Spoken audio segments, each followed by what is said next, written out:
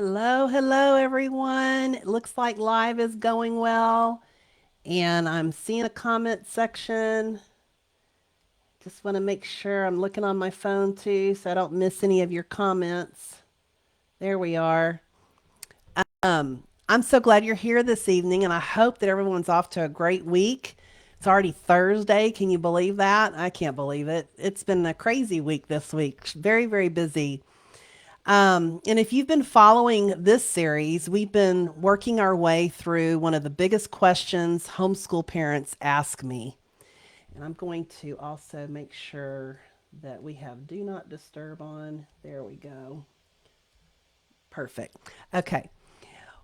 One of the biggest questions that homeschool parents ask me is what's the best homeschool curriculum? What is the best curriculum? We all hear it. It's in our groups, it's among our peers that we're talking with. And especially with new parents, they're anxious and they just can't help themselves but to ask it that way. And I understand that totally. So there's no judgment, and I don't want anyone feeling that way. But it's a loaded question, as I said in the very first beginning of the series. And in our first two lives, we talked about homeschool philosophies and how different educational approaches shape the way we teach. And then last time, we talked about learning styles and how children don't all learn the same way. So today, I'm going to take this one more step further because this is a question I hear all the time.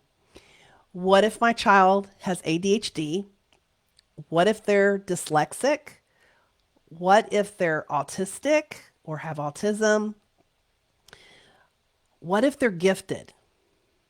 Or maybe your child has never been given a diagnosis, but you've noticed that they simply learn differently than their siblings. So I want to start by saying something I hope you'll remember long after this live is over. Your child's diagnosis doesn't choose their curriculum. I'm going to say that again. Your child's diagnosis does not choose their curriculum. Your children's strengths and their challenges, their interests, their maturity, their learning style or styles, blended usually, personality, they all work together to help you determine what will be the best fit for them. Today isn't about putting children into categories or boxes. It's about becoming a student of your own child because no curriculum publisher knows your child as well as you do.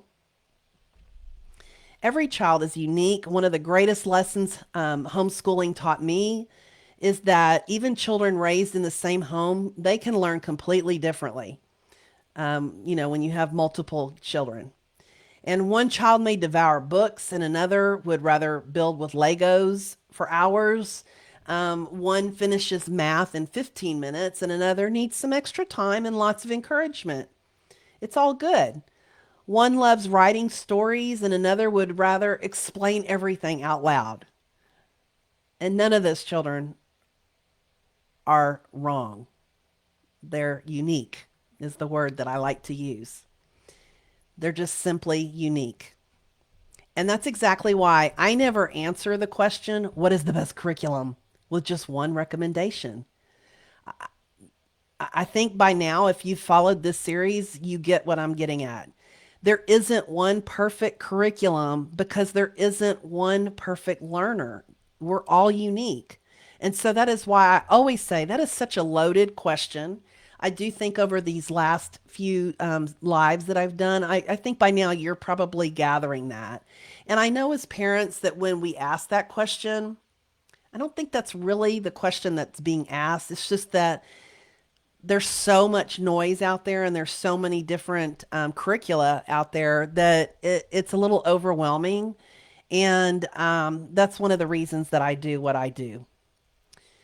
So let's look at some common learning differences. Children who need movement, structure, or shorter lessons.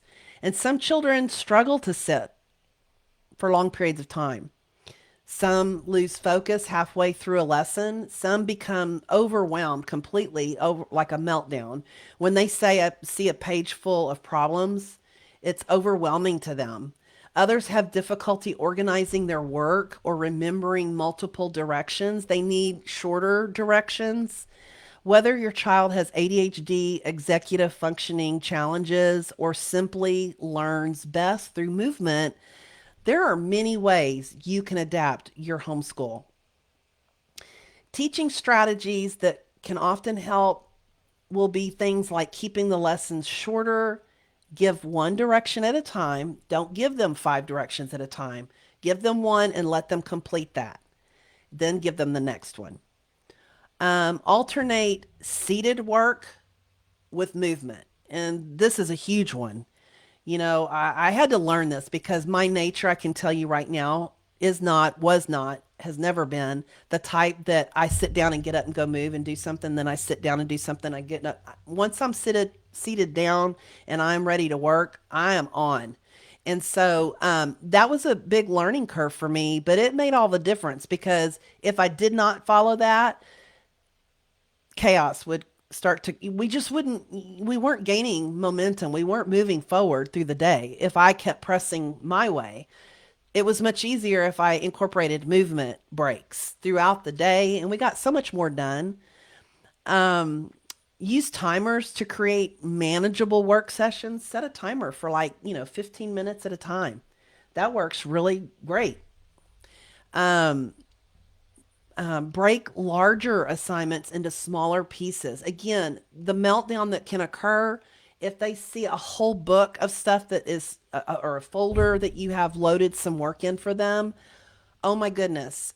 Instead, just hand them one piece and let them do it. And then hand another piece. Short segments of time. Maybe we read for 3 minutes and just get done what we can in that 3 minutes. It's okay. That's okay. Build in frequent successes throughout the day. They're like, that's awesome that you got that done. Oh my gosh, I'm so impressed. Make sure that they hear how proud you are of them. And then I encourage you to look for curriculum that follows this type of pattern. They're shorter lessons, using colorful layouts for visuals. Include plenty of hands-on activities and break it up. It has built-in review. That's a really good one with curriculum. Make sure that you're looking for that component, that the curricula provides clear organization, doesn't overwhelm the page with too much information. A lot of times just a little simplicity is a lot better. And if you already own curriculum that you're working with right now, don't assume that you have to replace it. Instead, read the directions aloud. Cover half of the worksheet and complete the rest later. Allow movement while learning. Use manipulatives whenever possible. Turn the review into a game. Oh my goodness. When I did this was super fun. We loved it. And science was a really big one. Math also is another way you can use that. You could even use it in your early language arts, like for sentence structure, when they're learning like what a noun is, a pronoun, verb, all that kind of stuff, adverbs, prepositions, the preposition game. That's a good one. And take one lesson over 2 days instead of one. So again, we're just breaking things up. You can use the same curriculum that you already have, just you're going to adapt it a little bit that is a better fit for that child. And remember that the goal is learning. It's not racing to finish a workbook. Okay? Excuse me, I've had so much congestion from being sick, as y'all know. So children who struggle with reading, this area is especially close to my heart because I watched my own son overcome significant reading challenges when he was younger. And one of the biggest misconceptions I hear is that reading struggles, that they are part and part with showing signs of intelligence. And they don't. Many children who struggle with reading, they're incredibly bright, creative, and gifted in other areas.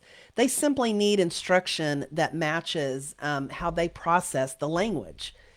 They need teaching strategies that follow that. And those kind of strategies would be more like read aloud together every day, give extra processing time, celebrate progress instead of comparing to grade level, allow verbal, narration before requiring written work. And that's a really big one.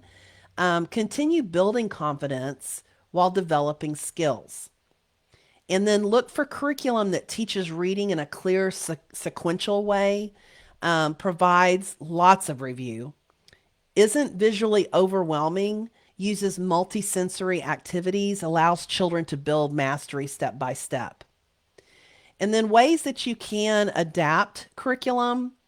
Like I said earlier, you can read the directions aloud. Allow oral answers instead of writing. If writing is a problem, let them tell you. That's okay. Use audio books alongside printed books. Reduce the amount of written work when writing isn't the skill you're assessing. If you're assessing whether they comprehended a story, let them tell you about it. That's perfect. Focus on steady growth rather than speed. For children who thrive on predictability, some children feel most successful when they know exactly what to expect. They know what the schedule or the routine is going to be, and that helps them. Some of these learners, that reduces their anxiety and usually a meltdown. It reduces that. Unexpected changes can make learning difficult, and that's in all environments. I even saw this in the dental clinic often, with special, unique children. So if I could keep it as constant as possible, that's going to make a big difference. It keeps things calm because they know what's coming. Many families discover that consistent routines creates confidence. And this, I personally have had experience with this. It is so true. Teaching strategies, keep a predictable rhythm, use visual schedules or simple checklists. Oftentimes, I had a dry erase board. It was one of the best things I ever did in our homeschooling. And in our homeschool room, I had a whole wall that I bought this at Home Depot and had them cut it. And the whole wall was covered in a dry erase board. And so then I would break it into segments. And each of my sons had their own area of that board. And it really helped because they could come in and see visually what was going to be covered that day. And it gave them an ability, they could just check it off as they went. So it was kind of cool. And it was very effective. Preview changes before they happen. Prepare them. Help them understand, okay, maybe tomorrow we're going to have a little bit of a different routine. This is what it's going to look like. And you talk with them about it. Reduce unnecessary distractions during lessons. That's a huge one. And give children time to process information before expecting a response. You want to look for curriculum again that follows a consistent format for these learners, has clear daily lessons, provides routines that become familiar, avoids jumping randomly between concepts. That's a big one. And easy adaptations. Create a simple daily checklist, just like I did on our dry erase board. Cover parts of busy workbook pages to reduce visual overload, or if you want to and have a printer at home, just copy the section that you want them to have for that day and then come back and do the other part tomorrow. Preview tomorrow's lessons today. Just kind of give them a heads up. This is what we're going to be looking at.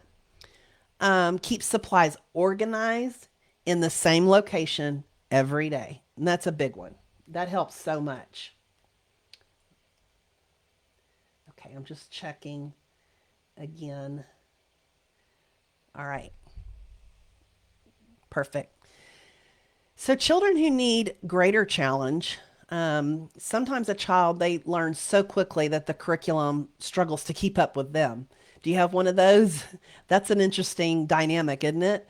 And gifted learners often need opportunities to go deeper rather than simply doing more. They want the concept to be covered in a deeper manner. More worksheets are not the answer.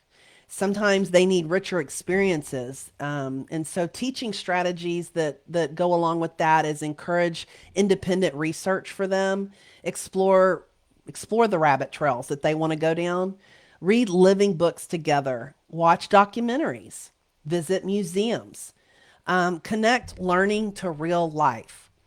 Always allow them to pursue interest in greater depth. So you want to look for curriculum that allows flexibility, encourages critical thinking, offers enrichment opportunities, doesn't rely on endless repetition once mastery has been demonstrated. So, some of the easy adaptations for these unique learners is skip the unnecessary review. When your child clearly knows it, move on. Don't waste time that way and don't bore them that way. Add extension projects. If they need deeper learning, add some stuff in. You can do that. That's the beauty of homeschooling. Encourage creative presentations instead of traditional reports. Allow them to mentor younger siblings in subjects they've mastered. That's a huge one. And my favorite homeschool secret that I want to be able to give you today, with your permission, you have permission to adapt your curriculum. You have permission to cross out assignments that are just a waste of time. There's no need to do them. You have permission to skip busy work.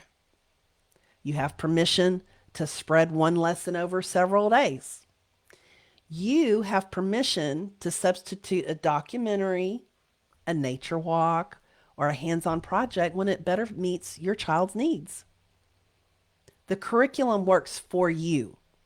You do not work for the curriculum, okay? If something isn't helping your child learn, don't be afraid to adjust it. One of the greatest freedoms homeschooling gives us is the ability to teach the child that's sitting right in front of us. And so use that freedom wisely. So as we've walked through this series together, I hope you're beginning to see why choosing curriculum isn't about finding the most popular program. It's about finding the right fit. A curriculum can be wonderful and still not be wonderful for your child. That doesn't make it a bad curriculum. It just simply means your child needs something different. So, next time, we're finally going to start looking at actual curriculum examples. But instead of asking, is this curriculum good? We're going to ask a much better question.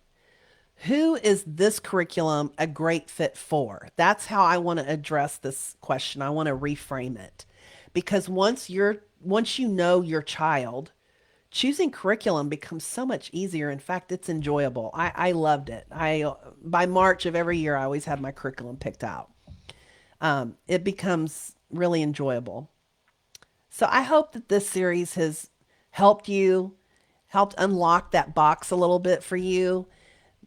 I hope you feel like you have more freedom and less overwhelm and more confidence because you're starting to see these things unfold for your own family and your own homeschool and understanding your own learners. You don't need to go around asking everybody else what's the perfect curriculum. We're fortunate today that we have such access to like Rainbow Resource.